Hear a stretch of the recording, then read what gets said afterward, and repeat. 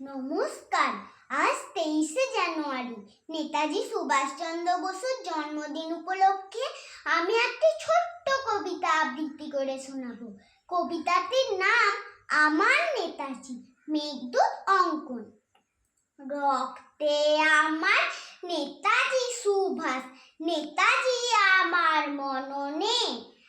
আমার নেতাজি জীবন্ত আর শয়নে স্বপনে।